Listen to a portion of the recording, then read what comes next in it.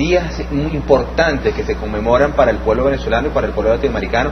Específicamente nos recordamos, mañana se conmemora la Constitución bolivariana del 99, como todos ustedes saben, la primera constitución aprobada por el pueblo, por todo el pueblo venezolano en referéndum, y además también se conmemora el aniversario de lo que fue el manifiesto de Cartagena que hiciera el libertador Simón Bolívar. Para ello hemos traído aquí a un invitado pues bastante conocedor de la materia. Estamos con Manuel Almeida. Bienvenido, Manuel, ¿cómo estás? Gracias. Bueno, me gustaría ver el perfil de Manuel, que creo que lo tenemos allí, para que conozcamos un poco a Manuel y veamos los conocimientos que tiene en la materia. Aquí dice que tú eres autor de el libro A mi barrio le ronca el mambo, esto es historia local, según me comentabas, y también eres articulista de periódicos y revistas, pero también faltaría aquí la parte, eres historiador, ¿no? Sí, eres historiador, correcto. Y eres coordinador de gabinetes estadales del Ministerio del Poder Popular para las comunas. Además de eso, que para es la lo más cultura importante que no veo aquí, eres historiador y también estás en el Centro Nacional de Historia, ¿no? Sí, bueno, he sido investigador del Centro Nacional de Historia, estuve coordinando algunos proyectos ahí de la parte de historias locales, trabajando con un equipo muy bueno de gente que está trabajando en el Centro Nacional de Historia aún, y yo, bueno, estoy en otras áreas en este momento, en la parte política, en el Ministerio del Poder Popular para la Cultura. Formaste parte de un equipo allí que realizó investigaciones en torno al libertador. Sí, nosotros estuvimos investigando hace algunos años todo un proceso con respecto a lo que fue la muerte del libertador, también varios aspectos de la vida del libertador, y estuvimos participando en un proyecto, estuve participando en un proyecto que llevó adelante el centro con el actual ministro Pedro Calzadilla, que se llamaba Independencia 200, que fue un proyecto de visibilización de la historia nacional en un proceso manido, más accesible a esos discursos grandilocuentes que nos tenían acostumbrados para hacernos olvidar la historia, ¿no? Es importante. En términos de esa recordar la historia, ese reencuentro a la historia del pueblo venezolano, del pueblo latinoamericano con su historia, que yo creo que es muy importante que nosotros en estos espacios, estos horarios, podamos hablar de temas como lo que fue el manifiesto de Cartagena, ¿no? Y por qué es importante el manifiesto de Cartagena, por qué hay que recordarlo y qué importante tiene el manifiesto de Cartagena. Mira, yo creo que lo fundamental del manifiesto de Cartagena es que es una de las primeras reflexiones que se hacen sobre el proceso republicano latinoamericano, y la hace precisamente el libertador Simón Bolívar.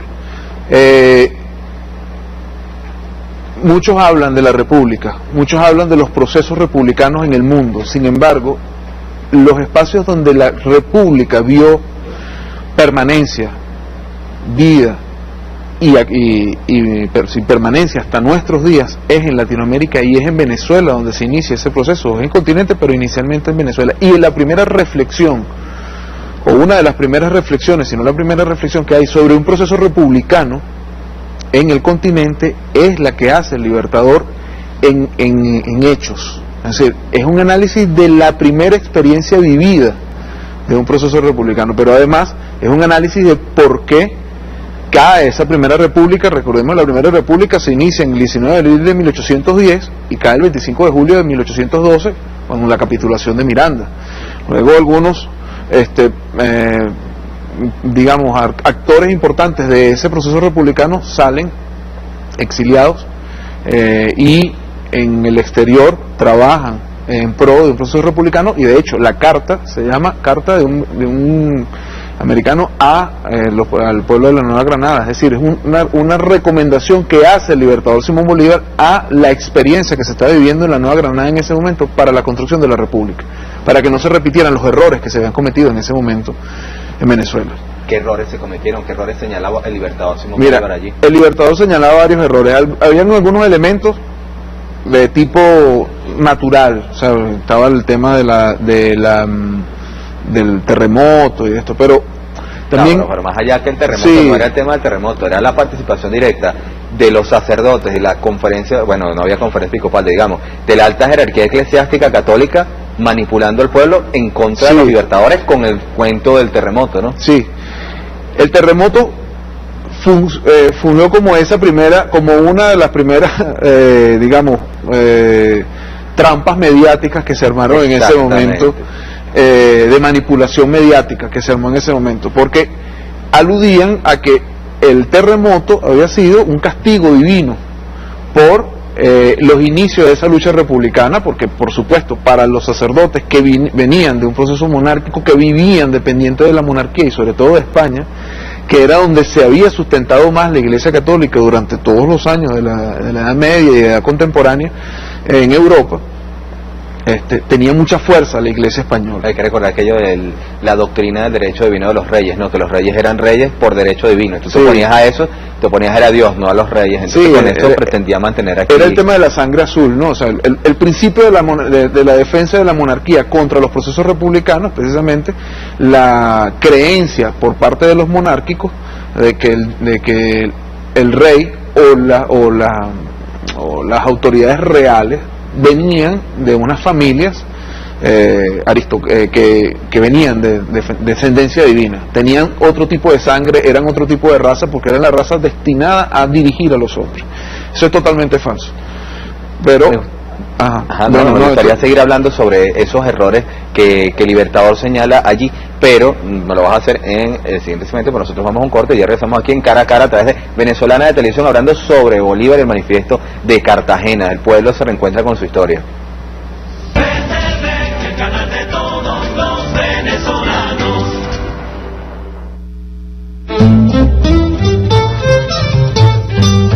Hace 8 años, los presidentes de Cuba y Venezuela firman un acuerdo en La Habana para fortalecer las capacidades de los pueblos de América Latina.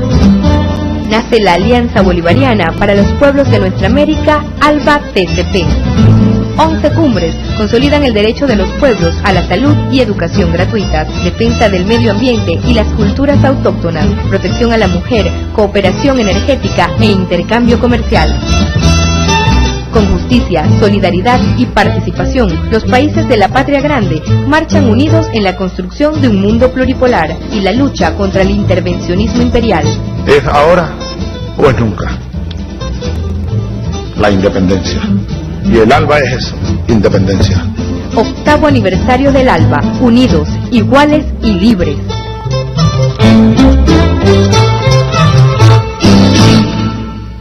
Que se habían cometido, que por eso había caído a la Primera República. Uno, evidentemente, el tema ya de la manipulación religiosa por parte de unos sectores de la Iglesia Católica, pero ¿qué otras cosas señala allí Bolívar? Hay varios elementos. Uno es del manifiesto de Cartagena. Uno es precisamente el poco control que se tenía sobre los espacios que se habían levantado en contra del proceso republicano. No se dominaron a tiempo y manifiesta que que eso generó un problema para después, porque eso les abrió como una cabeza de playa a los realistas, que después les permitió retomar la república. Otro elemento es el sistema de gobierno que se había implantado, que malinterpretó el proceso republicano y cuando se aplica, entonces no se aplica con la intención de convertirlo en un proceso republicano para Venezuela, sino en una cosa creada por los filósofos, en una estructura no creada en la práctica, sino a través de las ideas, de lo que él habla de las repúblicas aéreas, que es una de las, de los análisis que él plantea, porque son, estructuras creadas de manera etérea o de manera no concreta, y cuando eso empezó a evidenciarse, no hubo tiempo de recoger el capote, por llamarlo de alguna manera, y además no se permitió, dentro de lo que plantea Bolívar, la conformación o la entrada en acción de un ejército profesional.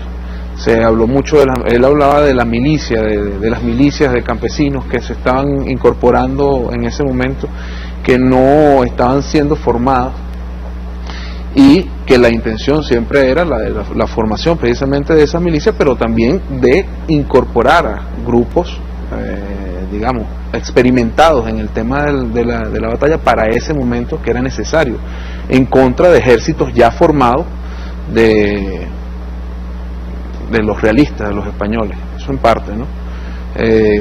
Digamos que en ese periodo inicial era necesaria, o según lo que planteaba el Libertador, era necesaria la presencia de ese cuerpo, experimentado en el tema del combate porque estaban en el medio de una batalla, y de hecho todo ese proceso fue una batalla que termina con la capitulación de Miranda en julio del 2012, de 1812. Me gustaría recordar a toda la gente que nos está viendo a través de Venezolana Edición que te pueden llamar aquí a los teléfonos que aparecen en pantalla y, bueno, realizar sus preguntas o reflexiones sobre este tema tan importante, ¿no? Como es el pensamiento del libertador Simón Bolívar en estos días que se están conmemorando, pues, el manifiesto de Cartagena. Y yo quisiera hacer una pregunta que tiene que ver con ese reencontrarse con la historia, ¿no? ¿Qué similitudes hay entre el momento histórico que se vivió con el libertador Simón Bolívar y el momento histórico que estamos viviendo hoy bajo el liderazgo del comandante Chávez, ¿no? Yo sé que a muchos no les gusta ese tipo de comparaciones, pero es que yo creo que son perfectamente pertinentes y perfectamente válidas, ¿no? En el marco de los momentos históricos. Mira, la comparación, no solamente las comparaciones, sino la vigencia de ambos procesos, porque vivimos un proceso permanente de independencia. Y en este momento, 200 años después, estamos, digamos, completando ese proceso que lo está llevando adelante y que lo va a seguir llevando adelante el presidente Hugo Chávez.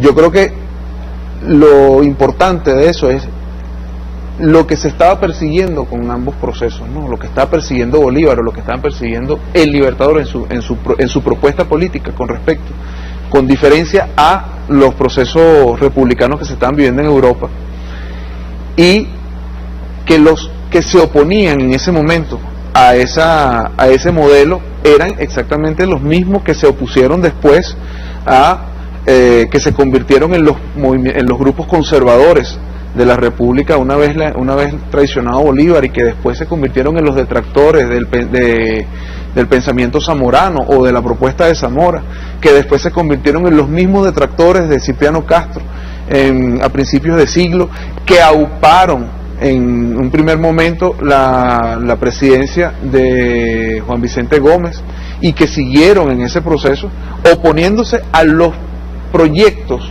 populares. ¿Y que llegaron hasta dónde? Y que llegan hasta este momento, por supuesto. Fíjate, hay un elemento importante allí, y es que cuando nosotros hacemos análisis de los procesos republicanos, yo creo que hay digamos, pocos momentos en los que tiene directos, de participación directa del pueblo en el poder.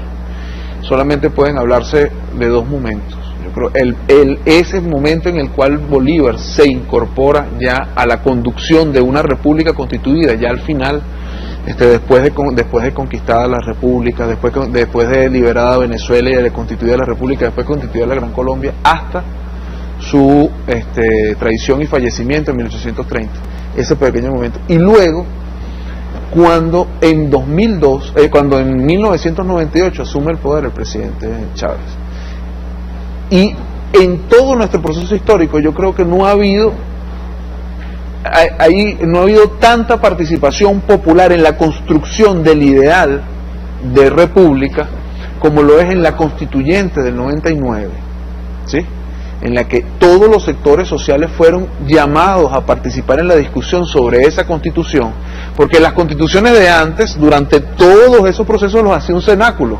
Es decir, yo creo que eso es importante, remarcarlo, porque es que uno ve gente que parece que se le olvida la historia de Venezuela, sí. No tiene memoria histórica ni siquiera de lo que pasó aquí hace 15, 20, 30, 40 años. O sea, la primera constitución discutida y aprobada por el pueblo, ¿no? Sí, mira, yo creo que eso es algo que nosotros debemos. ¿Y en cuántos países del mundo se puede decir que hay una constitución aprobada por el pueblo? Mira, yo no sé exactamente, yo creo que si los podemos contar, van a ser contados con los dedos de una mano, y alcanza, por no decir que es la única, pues creo que es la única.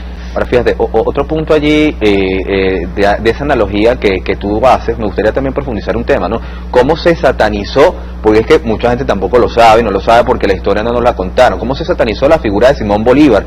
Mucha gente no sabe que una vez casi terminando la guerra de independencia, a Bolívar se le decía, precisamente esos sectores conservadores que tú estás diciendo, lo tildaban de loco, de que tenía pretensiones monárquicas, de que quería juramentarse como emperador, de que quería ser dictador, de que era totalitario, de que, o sea, todas las mismas cosas que uno escucha hoy, precisamente contra el presidente Sí, Chávez. pero además en ese momento tenía mucha vigencia la figura de Napoleón Bonaparte, acuérdate de eso.